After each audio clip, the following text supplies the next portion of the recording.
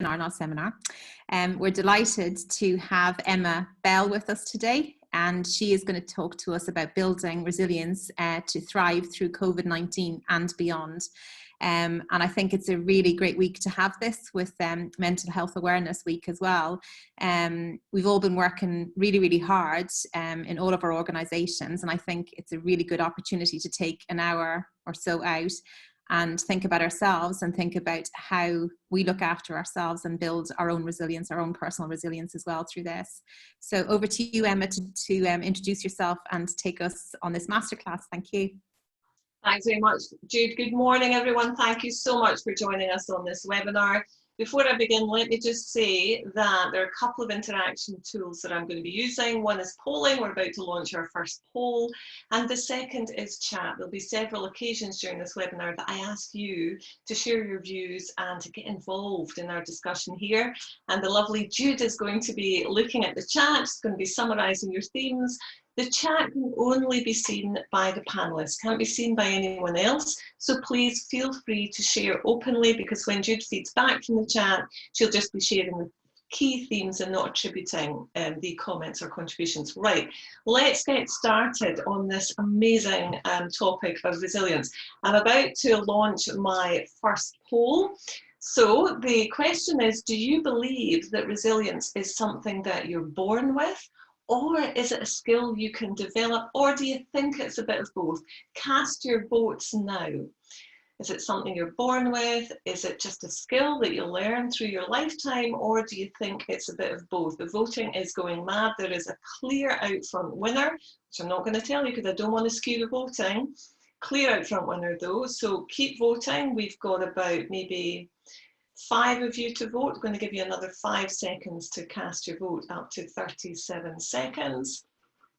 Okay, let's share these results and I'll show you what the majority of you said. So 62% of you said you're born with a resilient setting, but you can increase resilience through various practices. We have a very bright audience on today's webinar, Jude, because that is absolutely the right answer. Your resilient circuitry is just above your left temple here, and we inherit a resilient circuitry from our parents when we were born, but that is not even half the story, because we have brains that are massively neuroplastic, and we can build our resilience through various practices, a bit like you build your deltoids by doing press-ups. And what I want to share with you today, first of all, is how do you build the resilient mindset? What are the practices that you can apply right now in order to build your mental resilience?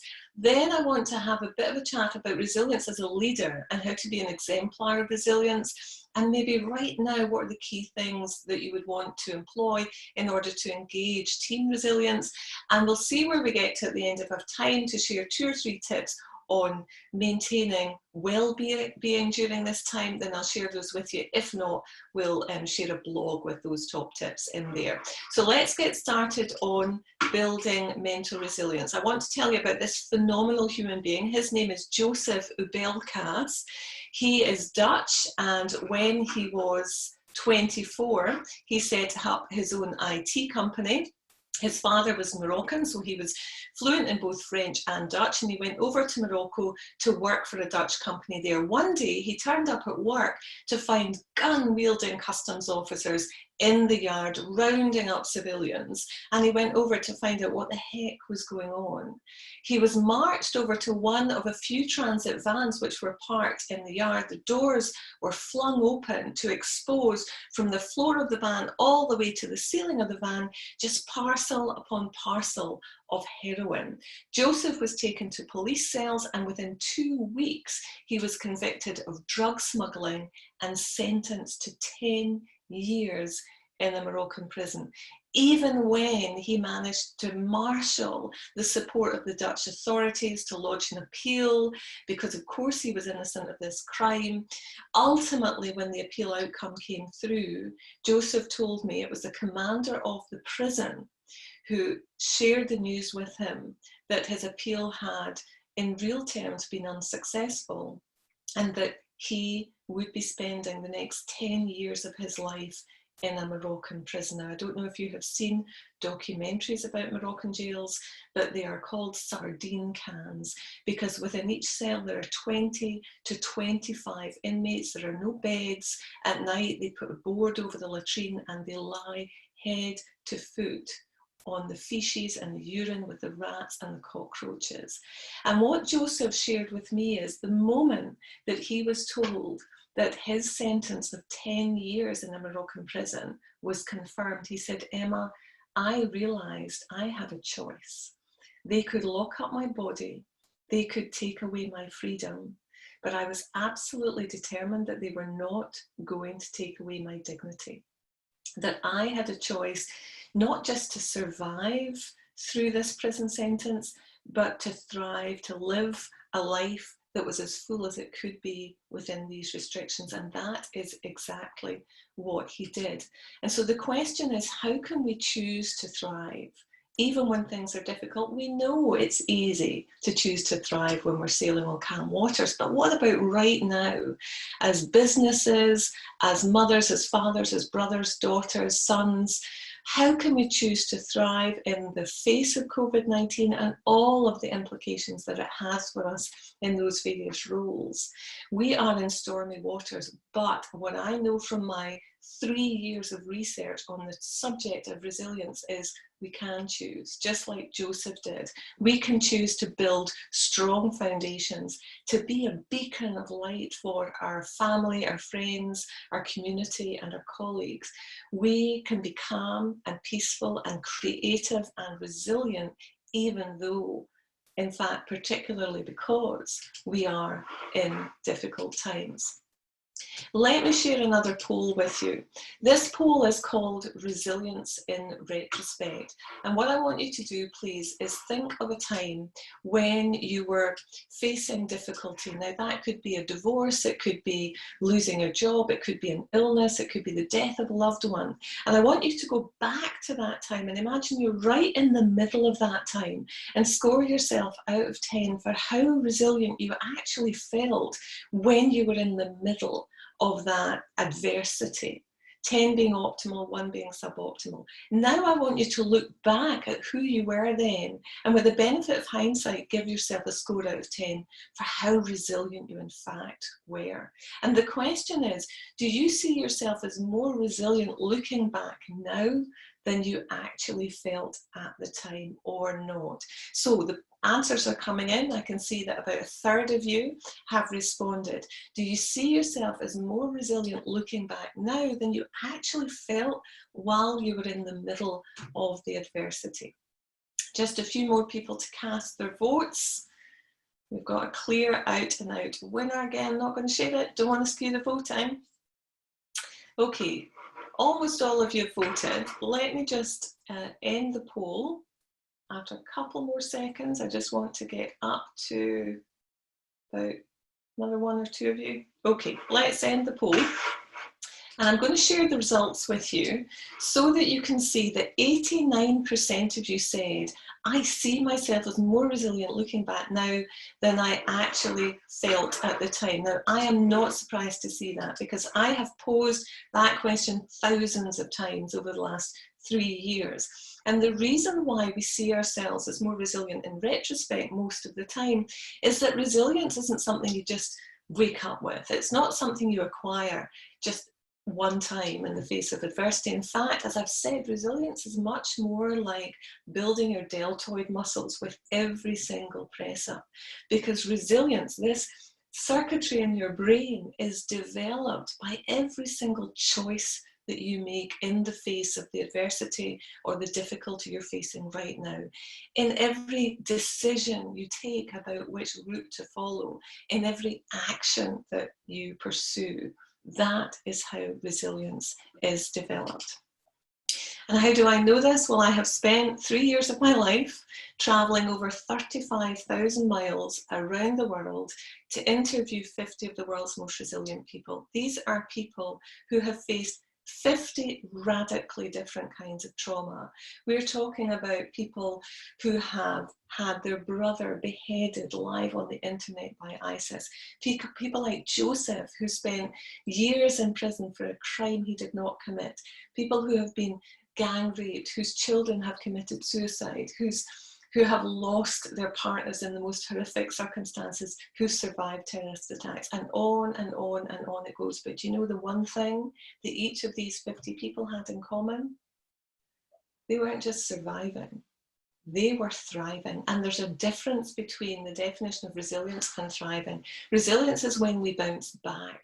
Thriving is when we bounce forward, when we grow because of the challenges we've faced, when we flourish. And these 50 people were thriving despite the horrendous adversity they had faced. And what I wanted to know in this research was whether they had consistently used the same resilience strategies to thrive.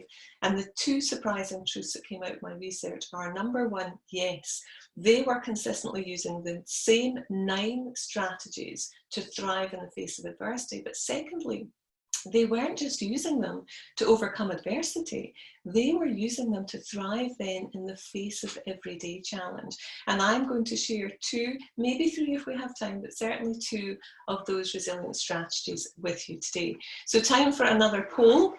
Let's launch this poll about repetitive thinking.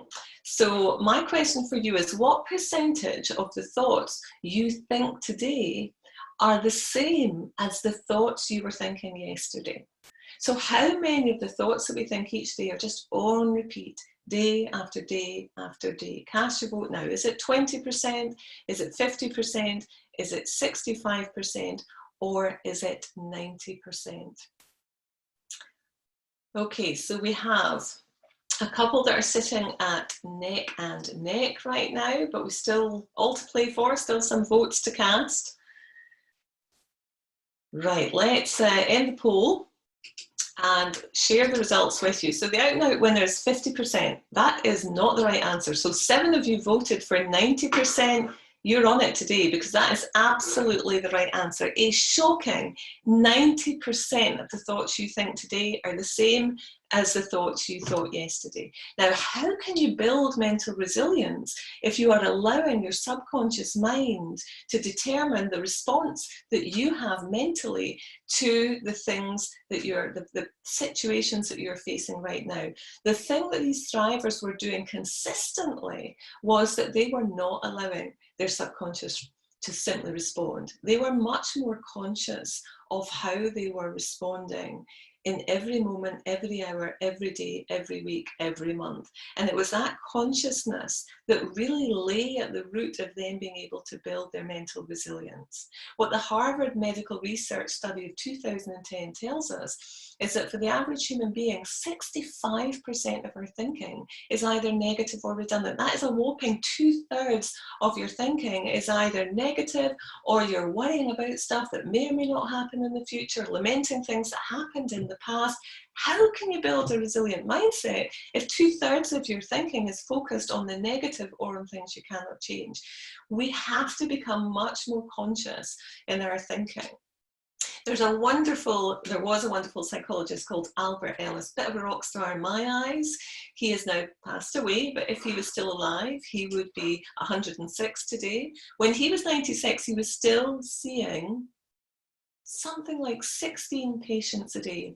And he had a model called the ABC model, and it's an acronym where A stands for the activating event, the thing that happens, and B stands for our belief or our thinking about the thing that happens, and then C stands for the consequence, how we react, how we respond to what has happened. Now, so many of us tell ourselves an erroneous story that A causes C, that because you were rude to me, I feel offended. Because you ignored me, I feel slighted. But what Professor Ellis knew is that A does not cause C. And this is a profound truth. B causes C. So for example, let's say Jude, without me knowing, switches on all the videos and all your microphones, and one of you, let's say, is called Paul, and Paul starts roaring down his microphone at me. that I am a charlatan, that I'm talking rubbish, that would I just shut up, and on and on and on he goes in that theme. That, just in case you missed it, would be the activating event. Now, you would all be waiting potentially to see what the consequence is. How is Emma going to react or respond to Paul's outburst? You would have your own consequences going on. Now, A does not cause C. So in order to understand what consequence, how I'm going to react and respond, you have to look at my B. Now, if my belief system, if my thinking was, I am the expert, I've done 3 years of research after all, and therefore everything I say is right, and you have to listen to me, Paul and everyone else.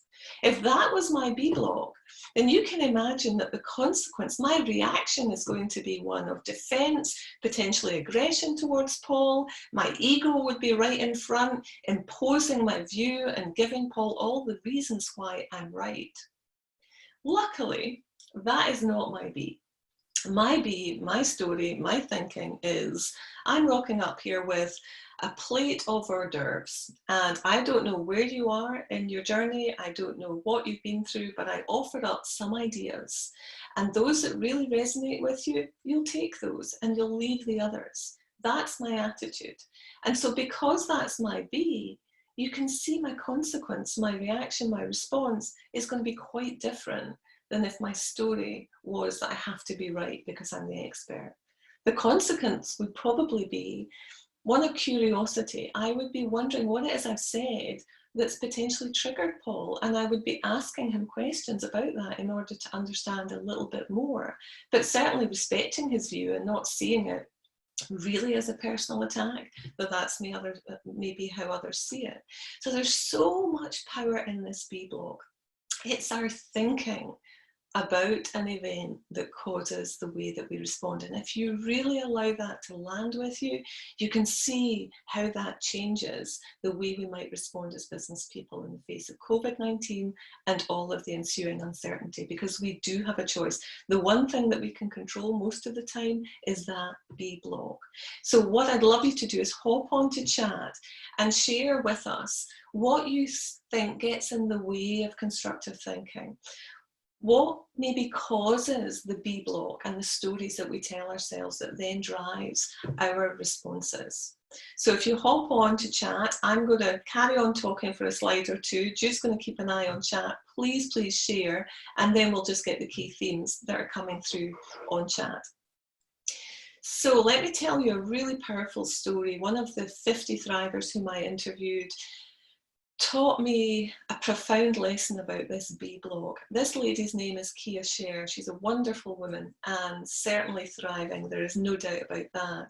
She was married to Alan. She had a 13-year-old daughter, Naomi, and Alan and Naomi went off to Mumbai on a meditation retreat. Kia was meant to join them, but her mother was ill, so she stayed at her mother's home in Florida to look after her. One Wednesday lunchtime, she's making tea for her and her mum. They're about to sit down and watch Oprah Winfrey when a call came through the landline, and it was one of the women who was on the meditation retreat in Mumbai, and she simply yelled down the phone that terrorists had taken over the Oberoi Hotel where Alan and Naomi were staying, and the phone went dead. And Kia told me that she fell to her knees in shock. She couldn't process what was going on, and she tried to get in touch with Alan and Naomi. She tried to get in touch with the Oberoi Hotel and the Synchronicity Foundation who had organised the retreat, and she couldn't reach any of them. And she just plugged herself into CNN News just to see what the news reports were saying about these attacks. And finally, on the Friday afternoon, the news came through that Alan and Naomi had both been murdered in the Oberoi Hotel attack. Now, I can't imagine how you even survive that as a wife and as a parent. But the woman in front of me who I was interviewing, she hadn't just survived, she was thriving. And the purpose of my interview with her was to understand, how had she not got stuck in victimhood? How had she moved through surviving into a thriving phase? How had she the strength, not so many years after this attack, to go to Mumbai and support others who had lost loved ones, to write a book, to really honour the memories of her husband and child? She told me a number of things, and there's one of which I want to share with you today. About 2 or 3 weeks after the attack, Kia was asked by the Synchronicity Foundation to attend a news conference, which she obliged. And she's in a hall with hordes of journalists, and one of the journalists put his hand up and he asked Kia, how could she ever forgive the terrorists who had murdered her husband and daughter? And her answer to that question is something that stays with me every day. And it's something which has profoundly built my mental resilience. What she said to that journalist was, there is nothing to forgive. These terrorists were doing the best they could with the thinking they had at the time. Now, she wasn't condoning what they had done. What she was doing was showing a profound understanding of the human condition, that we are all doing the best we can with the thinking we have at the time. That B block drives our reaction or our responses, and so much of the time that B block is unconscious or subconscious, that we just react without consciously taking responsibility for the thinking we have, which is going to drive the reaction. And that lies at the root of building a resilient mindset, to become more conscious of that B block so that we become more conscious, more resourceful, more resilient, more responsible in the way in which we respond. And Kia said, Emma, I wanted to honour the memory of my husband and daughter. I didn't want to fall into victimhood. I didn't want to be vengeful or resentful or hateful. She said, I wanted to be resourceful. I wanted to find purpose and meaning in their deaths. I wanted to reach out and help others. And so I deliberately chose a story that would drive me in that direction, rather than just allowing my mind to go where it would naturally in response to such a horror. So she, for me, is the poster girl for resilience, but I could tell you any of the other 50 stories and they would say the same, they would have the same approach to their adversity, which lay as one of the cornerstones of their resilience. So let me ask you another question before I come over to you, Jude, because I can see we've got a lot of response on chat.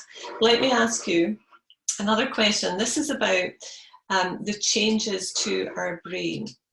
So the question here is, how many days do you think it takes to begin to change your brain to reflect new ways of thinking about a situation? So I'm talking about developing this new mental habit of pausing and choosing your story consciously so that you can respond much more resourcefully. And we need to understand then, how many days will it take our brain to change so that that habit becomes less conscious and more of an unconscious response. So about half of you have voted. We've got a clear winner. Don't want to skew the voting though, so I won't share who it is. So how many days do you think it takes to begin to change your brain to reflect new ways of thinking about a situation? Let me share the results that we've got so far. So we've got a clear winner here, 22 days. 44% of you voted for that, but 28% of you voted for 5 days. And 5 days is in fact the right answer. Phenomenally, in as few as 5 days, if this is your brain, you start to develop a new neural pathway. It's phenomenal. Let me share the research that really served as a springboard for so much of what we know about neuroplasticity today. So Professor Pascal Leon carried out a piece of research involving 2 groups of students, 20 students in each group. The first group each of them had to sit down at a piano and play a 5-finger piano tune, pinky through to thumb, pinky through to thumb, for 5 consecutive days, 2 hours each day. At the beginning of the experiment, each of the students was put under a transmagnetic coil to measure that part of their motor cortex that controlled their dominant hand. And then at the end of the 5 days, when they'd carried out this repetitive task, 2 hours a day, they were placed back under the TMS coil and the growth in their motor cortex was measured. The second group of 20 students again for 2 hours every day for 5 consecutive days, had to sit on a piano stool, but there was no piano. They had to simply put their hands on their lap and without moving a single digit to imagine playing that 5-finger piano tune. At the beginning, they were placed under the TMS coil, motor cortex measured, and again at the end. And what the Lyon researchers found was that the average growth in the motor cortex caused by actually playing the piano was the same on average as that caused by simply imagining playing the piano. Now, I want this to land with you because imagining playing the piano is a fairly emotionally neutral pursuit. And yet, in as few as 5 days, they had new neural pathways developing. If you commit today to the power of the pause, whenever you get triggered, and you know what I'm talking about, you get that email coming in with that person's sender profile, you know your colleague, the one that really gets your goat, you just have to see the sender profile in the email without even reading the body of the email, and already you're reacting, you're triggered. We have 100 opportunities a day when we get triggered to pause, take a breath, think of that B block, and choose a story or a thought or even just compassion, knowing people are doing the best they can with the thinking they have at the time, so that you can produce a different response. When you're listening to the news or you're worrying about the business, or you've got that employee on furlough who is demonstrating what you think is an unhelpful attitude, remember you have a choice about how you respond, and how you respond is what drives what happens next. Remember that. How you respond is what drives what happens next. It drives your team members' behavior. It drives you are the exemplar. It drives the behavior of your fellow directors on the leadership team. How you behave has got so many ramifications that why wouldn't you choose the habit of the pause so that you can be as resourceful as possible. But remember, what we're doing is we're building this resilient circuitry so that then that just becomes our subconscious response eventually. So I'm coming over to you, Jude, because I see we've got a few responses on chat. Can you share what's been coming through? What are the key themes? Yeah, the piano analogy really works with me because I got piano lessons from a nun that put the fear of God into me. So that's one of the things that keeps on coming back to me. The themes that are coming out around fear of failure, self-confidence, loss of reputation, I think, like that as well. So it's these kind of situations that how do we combat that, to go over it. Motivation, what else? Fear, if something similar has happened before, you might lash out due to the fear of your previous experience. And I think that's the power of pause and stuff like that as well. Lack of self-confidence, thinking too much about what others might think of your actions. Being talked over by alpha males in meetings. As a female reflector, I find it frustrating and disengage as I feel there is limited space for my ideas to be heard. Yeah. Okay, can I take a few of those themes because they're all brilliant? There's a question actually at the end as well. It says, can you build a pause trigger? Can you build a pause trigger? So one that just happens automatically? Yeah, so this is where the 5 days comes in, because initially, so if you think about how do we develop habits, there are really 4 stages. Some of you may have heard of this. The first stage is when we're unconsciously incompetent. We don't know what we don't know, and some of you may be in that stage at the moment. But then once you know, so I'm explaining to you that the B block is what causes the C and not the A. Then you move into the box called conscious incompetence. You now know what you don't know. And so that's like when you first learned to tie your shoelace and your tongue had to hang out the side of your mouth with concentration. You know, you knew that you didn't really know how to tie your shoelace and you were just learning. But really the rubber hits the road when you get into box 3. Box 3 becomes conscious competence. And that's where when these neural pathways start to develop over these 5 days that we're talking about, you're in the conscious competence box. Now, the conscious competence means that you do have to concentrate on developing the habit of pausing before you respond. But remember, you're not too far away. You're only maybe 4 weeks away of everyday practice of getting into that fourth and final box, which is the unconscious incompetence. And what that means is then that pausing just becomes the way that you subconsciously respond. So that's how you get to subconsciously responding, where it just is something that you do naturally. But a bit like driving, a bit like tying your shoelaces, you have to go through that third box. When you're building those neural pathways, I use the analogy of a pathway through a forest. So when you walk on a pathway through a forest, the more you walk it, the more downtrodden it becomes, established it becomes. And it's just like that with your brain. The more repetition, and then eventually that will be the dominant pathway, rather than the other ones that we're hearing about. So when you talk about fear or lack of confidence, those all arise from our core beliefs. And at the end of this webinar, Jude, I should have mentioned, I want to give the delegates a free download of my first book, where it goes into so much more detail about how these neural pathways are formed and our core beliefs that give rise to things like lack of confidence, fear, especially for reflectors, you know, that pressure when you're in meetings and you're being shouted down, especially if you're surrounded by all these activist thinkers who've just got the answers at their fingertips, but that's not the way your brain works, and that's okay. But what lies at the root of all of that is your core belief. And a lot of the coaching work I do is working with people to change the plasticity in their brain so that the dominant channel is no longer that disempowering core belief, but rather it becomes the empowering core belief. So we're retraining the brain in the same way with the power of the pause, but you've got to go through the work to get to the fourth box.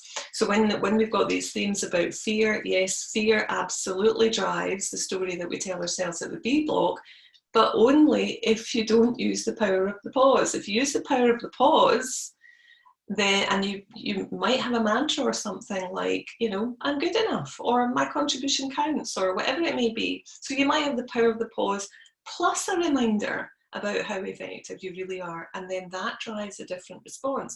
And remember, the whole world is judging us based on our behavior. And what drives your behavior is the B. So if you put all of your attention on the B, the consequence is that little by little, you do display behavior that's more confident. You do display behavior that doesn't belie fear, but rather reflection. You know, you do create, the other thing that happens in your brain, phenomenal as your brain is that all of that wonderful acuity and intellectual processing occurs here in your prefrontal cortex. But when you're feeling fear or feeling things like lack of confidence or disempowering core belief stuff, it's like your battery power goes to the middle of your brain. So if I were to draw a line through my eye and through my ear, where those lines intersect, you have a little almond shape in your brain. You've got one on the other side as well. And these are called your amygdalae. And they're essentially your fight or flight response. So when you get into fear or lack of confidence or feel under pressure, these little almonds are going, oh my God, oh my God, oh my God. You know, and there are physiological effects as well, like adrenaline. But when they are going, oh my God, what's happening is the battery power here in your prefrontal cortex is drained. So when you start to take control of the B and pause, and maybe pause plus mantra, whatever that is, then actually the amygdala, I use the analogy of a puppy. If you retrain your amygdala, it's a bit like training your puppy. You know, you tell your puppy not to pee in the corner once, it doesn't stop peeing in the corner. You've got to keep persisting with it. And likewise, if you persist with the B, the other beautiful thing that happens is your amygdala eventually get that there's nothing to see here, and that there's much more focus and presence in this prefrontal cortex. So you become much calmer. You then become much more focused and are able to respond more articulately, and so on and so forth. So, you know, there's a lot to be said for investing in this habit, if this is the one habit you choose today, and really focus on your B. So I know that answer was a bit longer, but I just wanted to give it a wee bit of time, Jude. Is there anything else that's come through that you want me to address right now? No, I think that's I think that's it for that. Just basically how to get over the lack of self-belief. And I think there's a lot of decisions that we have to make over the next few weeks as well. It's something that we've never done before. And how do we make sure that that we have the confidence to do those? What we do is we make sure that the decisions are coming from a place of what we know and clarity about what we don't know, because there's so much that we don't know right now and we get distracted by all the uncertainty. But actually you can only ever make a decision based on what you know for sure and those assumptions which it is safe to make, and also being aware of all of the areas that you don't know. And make sure the decision is made from a place of focus on the facts rather than from a place of fear or defensiveness or with too much focus on the uncertainty. People are getting distracted by all the uncertainty. You cannot make a decision based on uncertainty. You can only make a decision based on the facts that you know for sure and those which are based on safe assumptions. So, and the more you focus on that, then the more confident you become in your decision. And you can, of course, bring in up until now, what we were dealing with short term was maybe 12 months and long term was 5 years. Short term has now become a month, 2 months, 3 months, maybe, if we're thinking about strategic planning.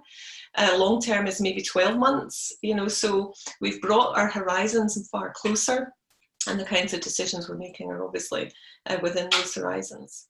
So let me crack on, and I want to come back to this incredible guy, Joseph Belcash. Remember, he was sentenced to 10 years in a Moroccan prison. There were 2 further things he shared with me that I want to share with you just now about building mental resilience. So these might be the habits that you want to ritualize. Number 1, he said, stop complaining. Just stop it. Just don't do it. He said, Emma, either you're complaining about things that are within your control, in which case, go control them, or you're complaining about things which are out with your control and influence. So why are you wasting mental, emotional, and psychological energy complaining about them? And he really took this to heart when he was in prison. There was so much about prison he could have complained about, but he said, I did not want to waste my focus and my mental energy on that stuff. And the second thing he said to me, he said, be really clear about what you're thinking. And don't waste time thinking about things that you can't control or influence. There's a wonderful psychologist called Dr. Amy Johnson who uses the analogy of buses. I'm going to share with you because I love it. And she talks about thoughts being like buses. So imagine you're at a bus stop, bus comes along, you want to go north. The destination indicated by the bus is the Ritz going south. Would you get on that bus? No, not unless you're completely bonkers. You would not get on that bus. And yet, all day long, we get on thinking that takes us toward uncertainty, toward frustration, towards anxiety, and we allow that bus to drive us around for minutes, hours. Sometimes we go and talk to other people while we're on that bus and get them on the bus with us.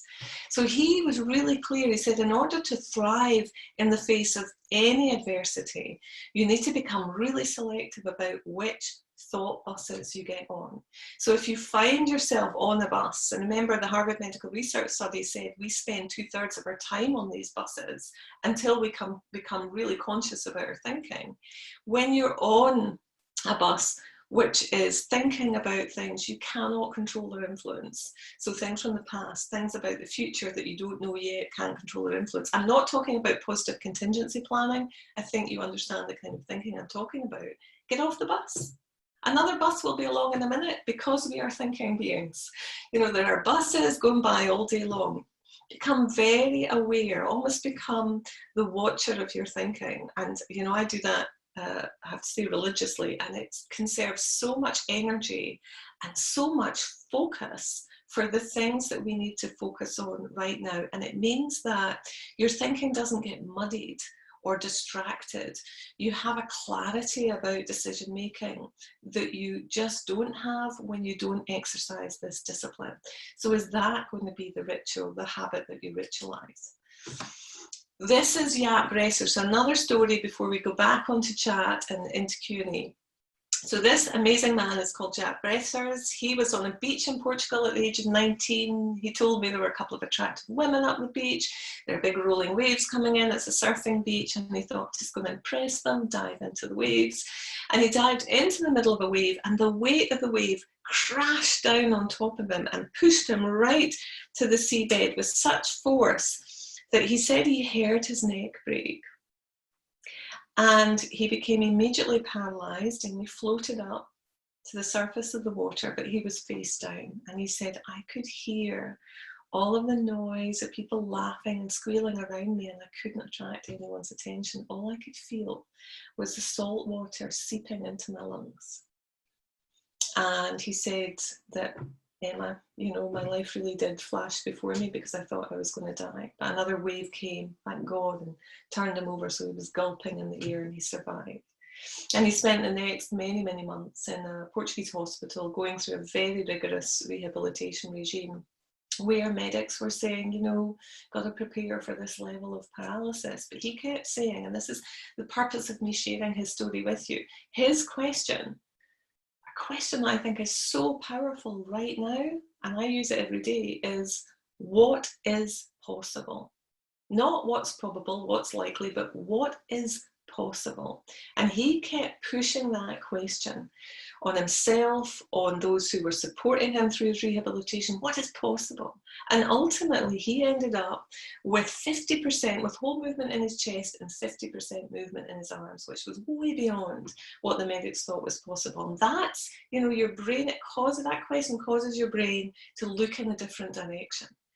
And, you know, can you imagine if you had your leadership team embracing that question, if you had your marketing team, if you had your IT team, if you had all of the teams in your business embracing with enthusiasm that question of what is possible. Another lovely story is that Jaap was getting married to Evelyn. They had been going out for 7 years, and he really wanted to dance with her cheek to cheek at their wedding because she'd been a dance instructor. So he said to a number of people around him, you know, I want to be able to dance cheek to cheek. And everyone said, don't be ridiculous. You're a wheelchair user. That won't work. But he kept saying, what is possible? And he just found one person to come alongside him and ask that question with him. And that was enough so that on his wedding day, after the ceremony and the meals and the speeches, the band struck up and he wheeled up to Evelyn and he asked her to dance. And when she said yes, he pressed a button on his wheelchair and a hoist lifted him up so that for the first time in their 7-year relationship, they were looking into each other's eyes from a standing position. That is the power of the question, what is possible? Especially when it gets hard. What is possible? And these are times of opportunity as much as they are times of difficulty. I think we all in the webinar know that in our gut.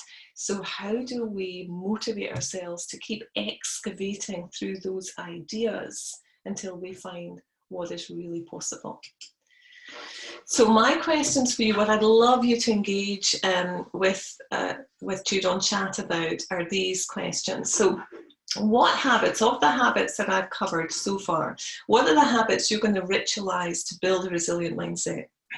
Is it the power of the pause? Are you going to stop complaining? Are you going to get off the thought bus when it's about things you can't control or influence? Are you going to use this power of the question, what is possible? Are you going to create a story for yourself that really empowers you? So what are the habits you're going to ritualize? And what will be your empowering story about your business? I know what my empowering story about my business is, and it's a mantra that I have and I share with the wider team. So what will be your empowering story about your business? And here's the third question that I've been asking a lot of leaders, scores and scores and scores of leaders over the last few weeks.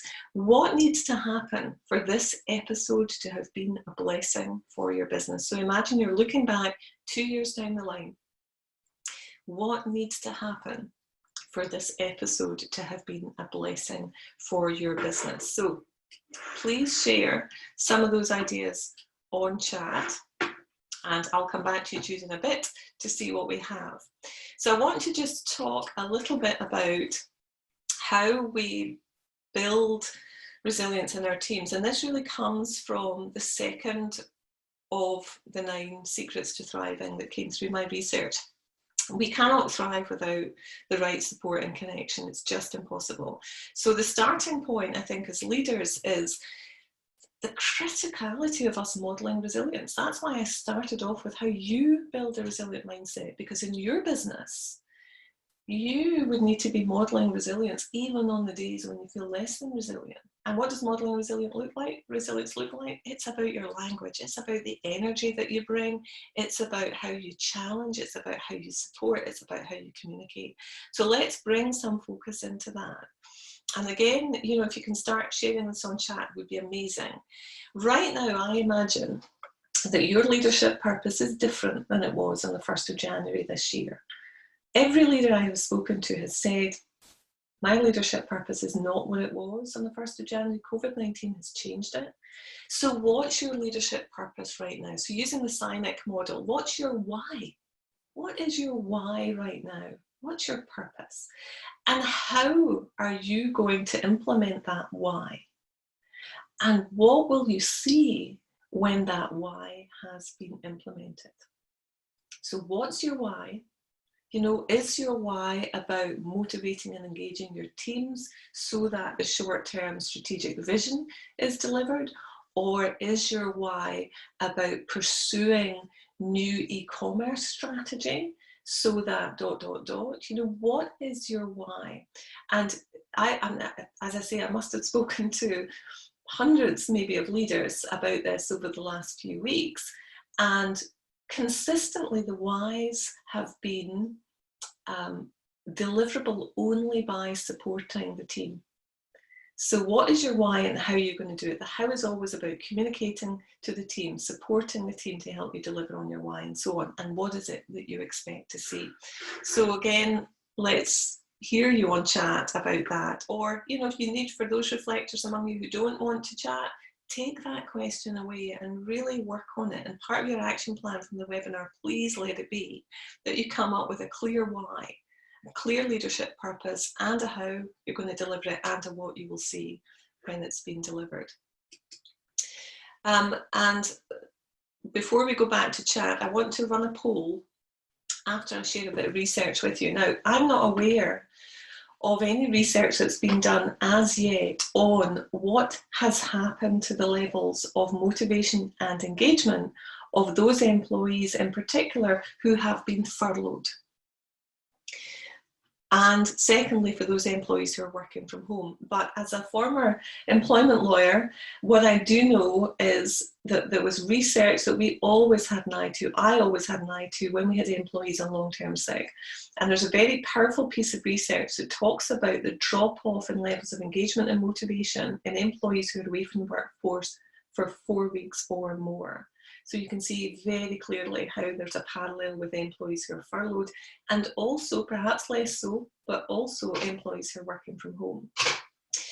And what this research said is that there's something like a 75% drop off in levels of motivation and engagement with employees who are away from their team and their workforce for 4 weeks or more, but that those levels of motivation and engagement increase massively when the line manager sets up structured communication. Now, aware of the restrictions on furlough, and aware also that you can't impose communication, that the employee needs to want it, but nevertheless, this line management communication is pastoral. You know, it's about welfare, it's about support, it's not about work. It's checking in, making sure they're okay. So if we think about the 3 areas of communication in a business, you've got the company communication to all employees. So the company line or policy on things. Then you've got the social communication among the team. And every business I've spoken to have got the WhatsApp group and the Friday night drinks and the, you know, Thursday morning coffees where they're supporting and encouraging social communication among the teams. But I would say that fewer than 20% of the businesses I've spoken to have any structured line management communication with employees who are on furlough, number 1, and employees who are working from home, number 2. And this is just a space, maybe no more than 15 or 20 minutes, where the line manager touches base on a regular basis to say, tell me how things are for you. What's working? What's worrying you? What can I help with? What do you need to know? What more support do you need from me? that singular line of communication, as I say, which is absent, maybe absent from your business, we're about to do a poll, is, we know from research, the single most impactful way to build engagement and motivation levels among employees who feel isolated from the workforce. So let's run a poll and just see where you are on this right now. This is the final poll of the morning. So my question, and this is a multiple choice, so in fact it's not multiple choice, it's a single choice. What communication mechanisms do you currently have in place to support furloughed employees? So are all of your line managers scheduling weekly or fortnightly one-to-one sessions with your staff who are furloughed, except where the member of staff has said they would prefer not to do that? Or secondly, that you have scheduled team discussions but not scheduled one-to-one communication with the line manager? Or thirdly, that your line managers do have discussions with your members of staff who are furloughed but not on a regular basis? So it's sort of ad hoc. So let's see what the figures are. And actually, as I'm looking at the voting, it's reflecting by and large what I'm hearing from other leaders, but we'll wait until it's finished. So about half of you voted so far. Are all of your line managers doing scheduled weekly or fortnightly one-to-one sessions, or do you just have the team discussions but not one-to-one communication with the line manager? Are your line managers having discussions but not on a regular basis? Okay, really interesting to see these results. Still quite a few of you to vote, only 67% of you voted so far. There's some head scratching going on, and it may be because you don't know the answer, in which case that's fine. Okay, so we're pausing at 67%. So I'm going to share, knowing that we don't have everyone on who's voted, but you'll see that the majority are that line managers do have discussions, but not on a regular basis. But only a third of those who voted are having weekly or fortnightly one-to-one sessions with employees who are furloughed. So that may be an action for you to take away and just look at whether there's a way in which you can improve that. It's one of those easy wins, I think. So before I finish with one more tip on team support and engagement, and then we give people the option to go and hear some tips on self-care. Jude, I can see that chat has been coming through. What are the themes, please?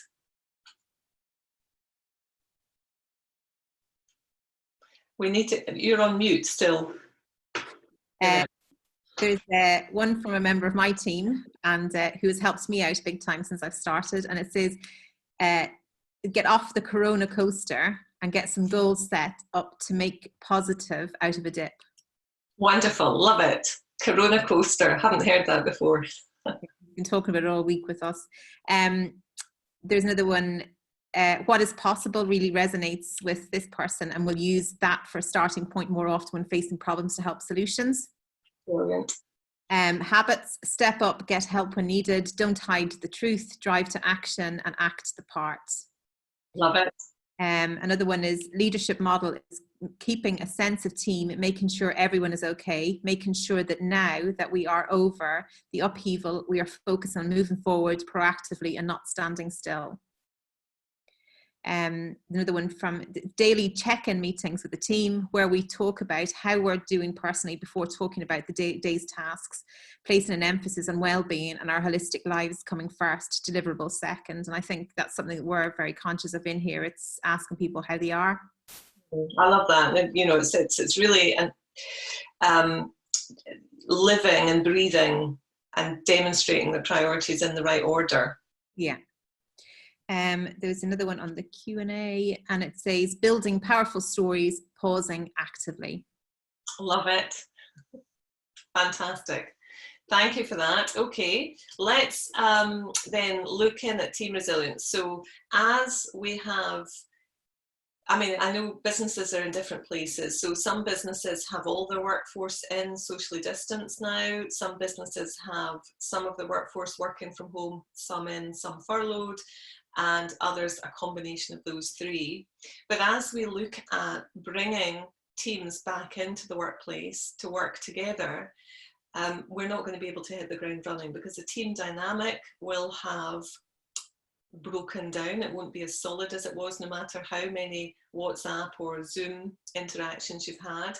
It will be different, but also there's going to be concerns about physical environment and risk to health, and there's going to be concerns about how long we continue to work from home for those who feel less than happy about that.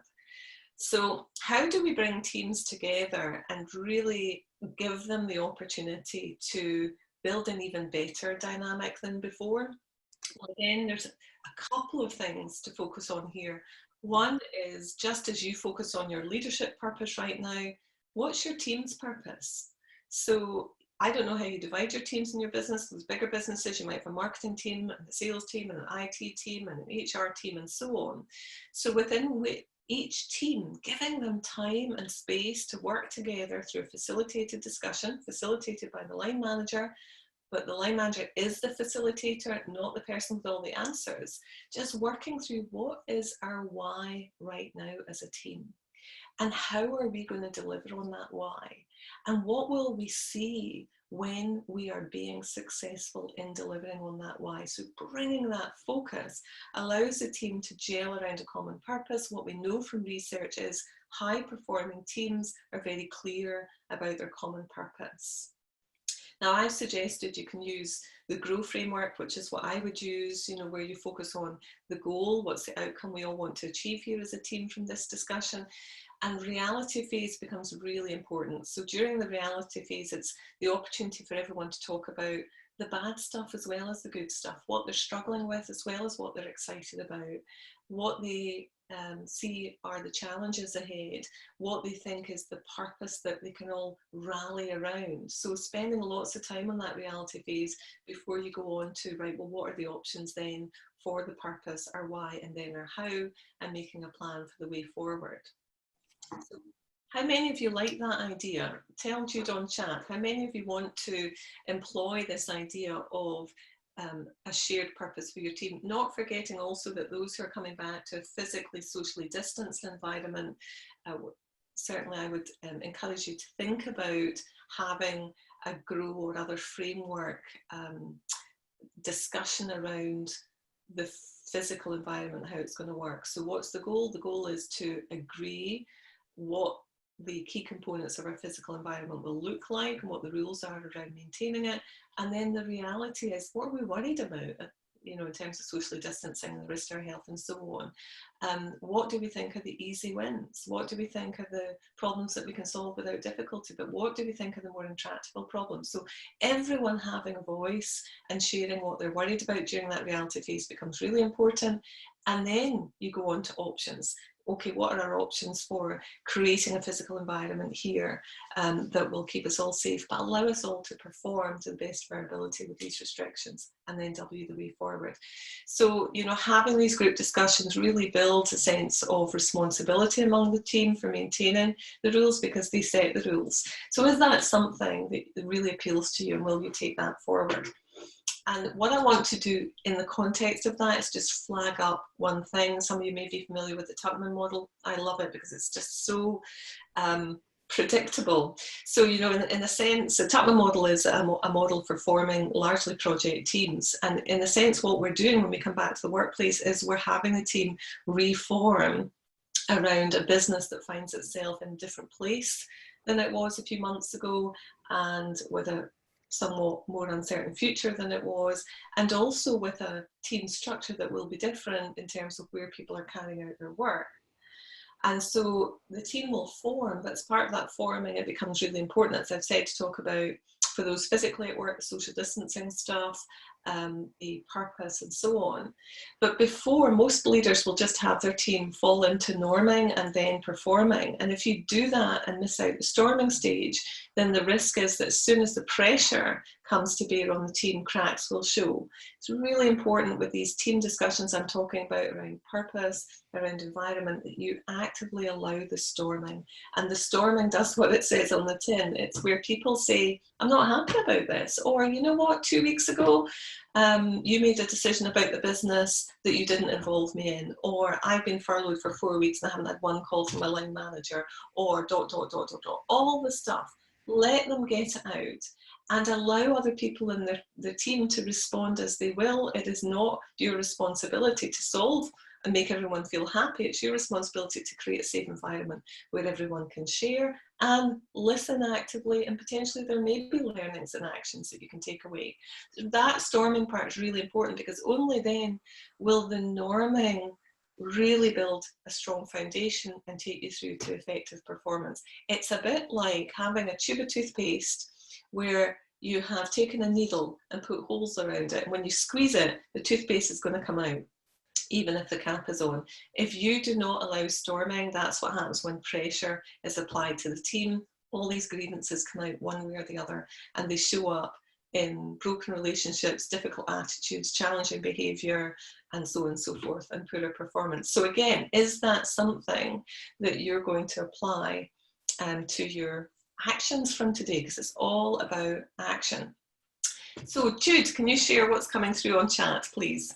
Yeah, I'm laughing at the purpose thing, because we had a purpose meeting last week, and one of the comments during the team meeting was, we're actually getting nowhere, we're just going round in circles here because of the amount of chat and all of the info. And I was going, actually we are. And at the end of it, when we summed it all up, we had got some, you know, we had something really, really positive out of it. So yeah, I'm glad when I heard you saying that, because you're sitting back going, where are we going here? So people were asking as well about the recordings. I'm just going to cover that off now. We will be recording this, and it will be on our YouTube channel later on, but everybody's attended the session will get a link on it. So there's a question here. I haven't heard of the Gru Framework. Is that from Simon Sinek? No, it's not. No, the Gru Framework is originally a coaching framework model, but I use it in everything. The way that I use it is a bit different from the traditional form. So, you know, it's so well known, you could literally Google it, the other search engines are available, and find out what you need about it. But I recommend it. It is the most flexible model for drafting an email, making a decision, having a group discussion, coaching, the whole works. And also I think for one-to-ones as well, that you're sitting down and you prepare what you're going to say around the Gru model as well. I find that really, really useful as well. It's absolutely brilliant. I do a crib sheet for a lot of my clients, a preparation crib sheet for Gru, but actually if you download my first book that from my website that we'll give you, it talks about the Gru model in there, so you'll be able, and how it works practically and what its components are, so you'll be able to see it there. I think this question relates to the purpose. It said, this is great. This will, it's not a question, sorry, it's an observation. This is great. This will help drive motivation and focus within our team. And also helps with all team members having ownership of the why.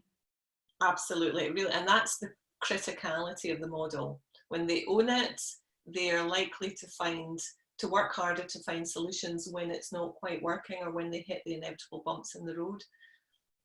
And there's another observation as well. It's just shared purpose for teams. Yes, great idea. We are running team goal setting sessions next Friday, so it's probably coming at a timely time for them as well. Fantastic. That's it. Good. Okay, now we're going to have a time check. It's 7 minutes past 11. So let me share with you what you could have won.